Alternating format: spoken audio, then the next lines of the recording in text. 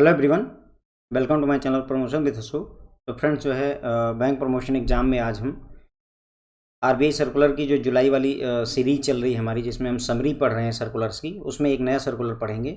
ये सर्कुलर 28 जुलाई को आया हुआ है फ्रेंड्स, और ये सर्कुलर है आपका restriction on storage of actual card data, यानी कि कार्ड ऑन फाइल COF। ठीक है, तो रिजर्व बैंक ऑफ इंडिया ने सर्कुलर रिलीज़ किया हुआ है इसके बारे में, कार्ड ऑन फाइल COF के बारे में, जिसमें क्या है कि रिस्ट्रिक्शंस लगाई गई हैं कि जो storage of actual card data है, जो भी आप डेबिट कार्ड और क्रेडिट कार्ड यूज करते हैं, तो जब भी किसी वेबसाइट पर आप जाते हैं तो वो आपका डेटा स्टोर कर लेता है। उसी को रोकने के लिए ये सर्कुलर आया हुआ है फ्रेंड्स। ओके, तो देखते हैं डिटेल में गाइडलाइन। तो ये कह रहे हैं कि with effect from 1 October 2022 no entity in the card transaction payment chain other than card issuers and card network shall store COF data, card on file data, and any such data stored previously shall be purged। तो जो इसके पहले data stored है वो purge किया जाएगा। क्या कहना चाहते हैं समझिए कि 1 अक्टूबर 2022 से, ठीक है, जो आपकी पेमेंट जब होती है उसमें बहुत सारी एंटिटी होती हैं। जैसे आपने अमेजॉन पर लॉगिन किया है, वहाँ से पेमेंट कर रहे हैं तो अमेजॉन इन्वॉल्व है। उसके बाद में जो इशूअर बैंक है आपका, जिस बैंक ने आपको कार्ड इशू किया है, वो कार्ड नेटवर्क, वीज़ा मास्टर पे जिसका भी कार्ड होगा वो इन्वॉल्व होगा। उसके बाद में और भी लोग इन्वॉल्व रहते हैं बैकएंड में। तो ये जितनी भी एंटिटी इन्वॉल्व हैं, ठीक है, उनमें से किसी को भी डेटा स्टोर करने की इजाज़त नहीं है। कौन सा data? Card on file data store करने की इजाज़त नहीं, सिर्फ 2 लोगों को अलाउ है। कार्ड इशूअर यानी जिसने डेबिट कार्ड इशू किया है, कार्ड नेटवर्क जैसे मास्टर, वीज़ा कार्ड, रुपे, ये सब कार्ड नेटवर्क होते हैं, इनको अलाउ है फ्रेंड्स। ओके, तो एक ध्यान रखने वाली बात है कि किस डेट से, 1 अक्टूबर 2022 से कोई भी एंटिटी को अलाउ नहीं है कि वो कार्ड ऑन फाइल डेटा को स्टोर करे। और अगर आपने डेटा स्टोर कर रखा है तो उसको पर्ज किया जाएगा, मिटाया जाएगा, ख़त्म कर दिया जाएगा। आप रख नहीं सकते हैं। तो कौन लोग रख सकते हैं? कार्ड इश्यूअर रख सकता है और कार्ड नेटवर्क रख सकता है, बाकी सभी लोगों को हटाना पड़ेगा। अब रिजर्व बैंक ऑफ इंडिया ने इसके लिए जो है मतलब बहुत सारे इशू इन्वॉल्व हैं, बहुत बड़े लेवल का चेंज है, तो इन्होंने सारे स्टेक होल्डर से डिस्कशन किया। और चूंकि सफिशिएंट टाइम बीत गया है जब से इन्होंने ये गाइडलाइन लाई थी, तो उन्होंने ये कुछ डिसीजन लिए हुए हैं रिजर्व बैंक ऑफ इंडिया ने कि अब ये क्या क्या काम करना है। तो उन्होंने बताया, रिजर्व बैंक ऑफ इंडिया ने कहा है कि कोई चेंज नहीं करें। मतलब जो दूसरे थे जैसे बैंक वगैरह थे, उन्हें उम्मीद थी कि शायद इसकी डेडलाइन हट जाए, लेकिन रिजर्व बैंक ऑफ इंडिया ने मना कर दिया है कि there shall be no change effective date of implementation of requirement. तो जो रिक्वायरमेंट है उसको इम्प्लीमेंट आपको 1 अक्टूबर 2022 से पहले कर देना होगा। कि मतलब जो है ऑल एंटिटी, जो भी एंटिटीज़ हैं एक्सेप्ट कार्ड इशूअर, जिन्होंने डेबिट कार्ड इशू किया है आपको। अगर आप PNB के अकाउंट होल्डर हैं तो PNB ने आपको कार्ड इशू किया होगा, SBI के हैं तो SBI ने कार्ड इशू किया होगा, तो वो कार्ड इशूअर हो गए। कार्ड नेटवर्क, जब आप अपना डेबिट कार्ड देखते हैं तो वहाँ पर मास्टर कार्ड, वीज़ा या फिर जो है रुपे लिखा होता है, उन्हें कार्ड नेटवर्क कहते हैं। इन सबको पर्ज करना होगा कार्ड ऑन फाइल डेटा को 1 अक्टूबर 2022 से पहले। ये गाइडलाइन आ गई है। तो रिजर्व बैंक ऑफ इंडिया ने डेडलाइन चेंज करने से मना कर दिया है। क्वेश्चन जो आपसे पूछा जाएगा उसमें ये डेट पूछी जाएगी कि कार्ड ऑन फाइल डेटा को मतलब जो है स्टोर करने के लिए किस डेट से मना किया गया है। तो 1 अक्टूबर 2022 से आप स्टोर नहीं कर सकते। यानी अगर मान लीजिए सितंबर महीने की जो लास्ट डेट है वहाँ तक किया जा सकता है, लेकिन 1 अक्टूबर 2022 से आप स्टोर नहीं कर सकते। और अगर आपने स्टोर कर रखा है तो उसको पर्ज करेंगे, आप पूरी तरह से मिटा देंगे। सिर्फ 2 एंटिटी को अलाउ है, जिसने कार्ड इशू किया है और जो कार्ड का नेटवर्क है, इन दोनों को स्टोर करने की इजाज़त होती है। अब कुछ जो और प्रॉब्लम फेस हो रही हैं उनको भी ध्यान में रखते हुए इन्होंने कुछ और चेंजेस किए हुए हैं। जैसे for ease of transition to an alternate system in respect of transaction where card holder decide to enter the card detail manually at the time of undertaking the transaction. ठीक है, तो कई बार क्या होता है कि हम जो है जब पेमेंट करने की कोशिश करते हैं तो हम क्या करते हैं, कार्ड की डिटेल मैनुअली डालते हैं। मतलब 16 डिजिट का कोड डालते हैं, CVV नंबर अपना डालते हैं, पिन डालते हैं। तो अगर आप मैनुअली डेटा फीड कर रहे हैं तो उसे क्या कहते हैं, गेस्ट चेकआउट ट्रांजेक्शन बोलते हैं। ऐसी ट्रांजेक्शन को क्या बोलते हैं, गेस्ट चेकआउट ट्रांजैक्शन बोलते हैं। तो इस केस में थोड़ा बहुत जो है चीज़ों को स्टोर करने की इजाज़त दी गई है। अगर कोई कस्टमर गेस्ट चेकआउट कर रहा है, इन दैट केस, उस केस में क्या होगा, other than card issuer and card network. तो कार्ड इशूअर और कार्ड नेटवर्क के अलावा द मर्चेंट, जो मर्चेंट है, या इसका पेमेंट एग्रीगेटर जो PA है ना, जो इस सेटलमेंट में इन्वॉल्व है, इस तरीके की ट्रांजेक्शन में इन्वॉल्व है, वो कार्ड ऑन फाइल डेटा को स्टोर कर सकता है। उसे अलाउ किया गया।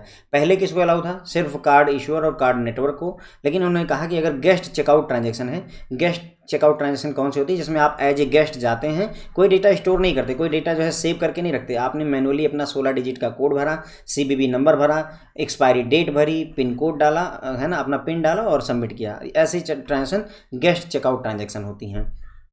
तो अगर ऐसी ट्रांजेक्शन है तो इसमें कार्ड इशूअर और कार्ड नेटवर्क के अलावा मर्चेंट भी स्टोर कर सकता है या उसका पेमेंट एग्रीगेटर जो है वो स्टोर कर सकता है इस तरीके की ट्रांजेक्शन में कार्ड अनफाइल्ड डेटा को। लेकिन उसमें भी मैक्सिमम पीरियड T+4 डेज का दिया गया, मतलब आप स्टोर तो कर सकते हैं लेकिन ज़्यादा से ज़्यादा T+4 डेज के लिए। अब T क्या है? T stand for date of transaction. अगर आपने 1 तारीख को ट्रांजेक्शन करी है तो +4 और दिन आपको मिलते हैं, यानी 5 दिन, 5वीं तारीख तक आपको ये डेटा रखने की इजाज़त होती है। ठीक है, तो T+4 date, T being the transaction date, है ना, R till the settlement date. अब यहाँ पर इन्होंने ये भी कहा कि T+4 तो हम आपको अलाउ कर रहे हैं, लेकिन यहाँ गाइडलाइन लगा दी कि T+4 या सेटलमेंट डेट, है ना। मान लीजिए आपने 1 तारीख को ट्रांजेक्शन करी तो T+4 कहता है कि 1 + 4 दिन और 5 तारीख तक आप डेटा स्टोर कर सकते हैं। लेकिन मान लीजिए 1 तारीख को ट्रांजेक्शन हुई और सेटलमेंट 3 तारीख को हो गया, तो इनमें से चाहे 5 तारीख या 3 तारीख जो भी अर्लियर हो, है ना, जो अर्लियर हो। अब सेटलमेंट 3 को हो गया तो 3 तारीख पहले हो गई, तो जो भी अर्लियर होगा उतने दिन तक आप डेटा को स्टोर कर सकते हैं। ठीक है, this data shall be used only for settlement of such transaction and must be purged thereafter. और इन्होंने कहा कि ये डेटा जो आप स्टोर कर रहे हैं ये सिर्फ इस तरीके जो आपने ट्रांजेक्शन हुई है उसको सेटलमेंट के काम में लेना है और किसी पर्पज़ के लिए आप यूज नहीं कर सकते। और एक बार ये हो गया यानी कि सेटलमेंट हो गई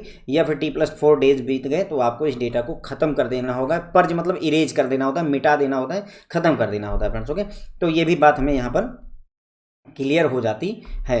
for handling other post transaction activity acquiring bank can continue to store card on file data until 31 January 2023। ठीक है, तो पोस्ट ट्रांजैक्शन एक्टिविटी को हैंडल करने के लिए जो एक्वायरिंग बैंक होता है फ्रेंड्स उसको कार्ड ऑन फाइल डेटा को स्टोर करने की इजाज़त है। कब तक? 31 जनवरी 2023 तक। थोड़ा सा ये डेट्स ध्यान रखिएगा, जो रेड है वो थोड़ा इंपॉर्टेंट है, ध्यान रखिएगा। 31 जनवरी 2023 तक एक्वायरिंग बैंक रख सकता है। अब सवाल ये है कि एक्वायरिंग बैंक कौन सा होता है फ्रेंड?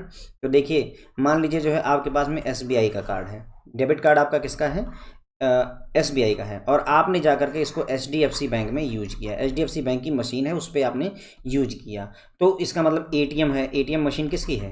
HDFC की। तो इस केस में चूंकि आपने SBI का कार्ड HDFC पे यूज किया तो HDFC ने क्या किया? एक्वायर कर लिया एक ट्रांजेक्शन। एक्वायर कर लिया मतलब उसने कमा लिया, तो इसीलिए इसे एक्वायरिंग बैंक बोलते हैं। ठीक है, एक्वायरिंग बैंक बोलते हैं। अगर आप SBI का ही कार्ड है और SBI पर ही जो है यूज कर देते हैं तो उसमें कोई एक्वायरिंग नहीं हो रही। क्यों? क्योंकि भाई उसी बैंक का कस्टमर है, उसी बैंक का कार्ड है, उसी बैंक का ATM है, तो उसमें वो तो सर्विस दे रहा है, कमाई नहीं कर रहा है। लेकिन अगर SBI का कस्टमर जो है आकर के HDFC का ATM यूज करता है तो HDFC को SBI की तरफ से 15 रुपये 17 रुपये मिलते हैं, पैसे मिलते हैं, इसीलिए इसे एक्वायर करना कहते हैं। ओके, तो जो ये एक्वायरिंग बैंक है यानी कि जिसने डेबिट कार्ड इशू किया उसके अलावा अदर बैंक पर अगर कार्ड यूज होता है तो उसे एक्वायरिंग बैंक बोलते हैं। तो एक्वायरिंग बैंकों को अलाउ है कि 31 जनवरी 2023 तक डेटा को स्टोर कर सकते हैं। Appropriate penal action including imposition of business restriction can be consider by RBI in case of non compliance. इन्होंने ये भी कहा कि अगर आप इसका नॉन कंप्लायंस करते हैं तो आपके पेनल एक्शन लिया जाएगा, आपके ऊपर बहुत तेज एक्शन लिया जा सकता है, जिसमें आपको बिजनेस करने से भी रोका जा सकता है RBI की तरफ से।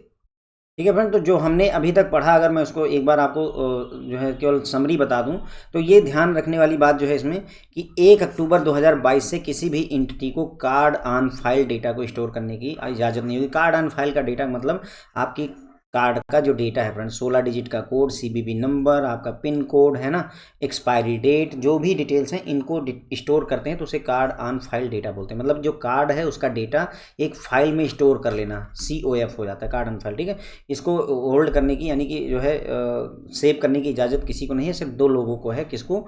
एक तो जो है जिसने कार्ड इशू किया है और जो कार्ड नेटवर्क होल्डर है। ठीक है, लेकिन अब कुछ प्रॉब्लम्स आई जिसकी वजह से जो है रिजर्व बैंक ऑफ इंडिया ने कहा कि जो टाइमलाइन है उसमें हम कोई चेंजेस नहीं करेंगे। 1 अक्टूबर 2022 से पहले आपको कार्ड ऑन फाइल डेटा अगर आपने स्टोर कर रखा है तो उसको आप पर्ज कर दीजिए। केवल 2 लोग होल्ड कर सकते हैं, कार्ड इश्यूअर और कार्ड नेटवर्क। कार्ड इश्यूअर मैंने आपको बताया कि जिस बैंक का डेबिट कार्ड क्रेडिट कार्ड होता है उसे कार्ड इश्यूअर कहते हैं। कार्ड नेटवर्क में 2-3 कंपनियां हैं, मास्टर कार्ड, यूरो, वीज़ा, है ना, और रुपे जो है ये कार्ड नेटवर्क होते हैं। फिर आगे बढ़े और हमने देखा कि जो है थोड़ा सा प्रॉब्लम को और आसान करने के लिए जो मैनुअल ट्रांजैक्शन मैनुअली फीड की जाती हैं, जब आप ट्रांजैक्शन करने जाते हैं तो अपनी मैनुअली फीड करके जो डेटा भरते हैं उसे गेस्ट चेकआउट ट्रांजैक्शन करते हैं। जैसे आप फ्लिपकार्ट पर गए और फ्लिपकार्ट पर आपने कोई जो है अपना डेटा नहीं स्टोर करके रखा हुआ, गए 16 डिजिट का कोड मतलब अपना डेबिट कार्ड नंबर डाला और उसके बाद में CVV नंबर डाला और एक्सपायरी डेट डाली, पिन डाली और ट्रांजेक्शन की। ऐसी ट्रांजेक्शन को हम गेस्ट चेकआउट ट्रांजेक्शन कहते हैं। तो अगर गेस्ट चेकआउट ट्रांजेक्शन है तो उस केस में कार्ड होल्डर और कार्ड नेटवर्क के अलावा जो मर्चेंट है या उस मर्चेंट का जो पेमेंट एग्रीगेटर है, इन लोगों को अलाउ किया गया कि आप जो है card on file data store कर सकते हैं। लेकिन उसमें भी जो है लिमिट लगाई गई कि मैक्सिमम आप T+4 डेज के लिए स्टोर कर सकते हैं। T जहां पर जिस दिन ट्रांजैक्शन हुई है उस दिन को कहते हैं, और सेटलमेंट डेट यानी कि सेटलमेंट डेट या जो है T+4 डेज से पहले, जो भी पहले हो जाए, यानी कि आप ज़्यादा से ज़्यादा T+4 डेज के लिए रख सकते हैं या सेटलमेंट डेट के लिए रख सकते हैं। जो भी पहले हो जाएगा, which ever is happening earlier, तब तक आप डेटा स्टोर कर सकते हैं। उसके बाद में इसे पर्ज करना पड़ेगा। पोस्ट ट्रांजैक्शन को हैंडल करने के लिए जो एक्वायरिंग बैंक है, एक्वायरिंग बैंक को कार्ड ऑन फाइल डेटा को 31 जनवरी 2023 तक स्टोर करने के लिए इजाज़त दी गई। ध्यान रखिए 31 जनवरी 2023 तक स्टोर कर सकते हैं। एक्वायरिंग बैंक के बारे में मैंने बताया कि अगर SBI का डेबिट कार्ड ले जा करके आप HDFC पर यूज करते हैं तो उस केस में HDFC बैंक को हम एक्वायरिंग बैंक कहते हैं। यानी जिस बैंक का डेबिट कार्ड हो उस बैंक के अलावा किसी और बैंक की ATM मशीन अगर आप यूज करते हैं तो जिसकी ATM मशीन आप यूज करेंगे that bank is called acquiring bank. ठीक है, इन्होंने ये भी कहा कि अगर आप हमारी बात नहीं मानते हैं, नॉन कंप्लायंस करते हैं, तो आपके ऊपर हम जो है पेनल एक्शन लेंगे, आपको बिजनेस वगैरह करने से भी रोका जा सकता है। ठीक है फ्रेंड, तो इसी के साथ में हमारा लेक्चर खत्म होता है। Thank you so much.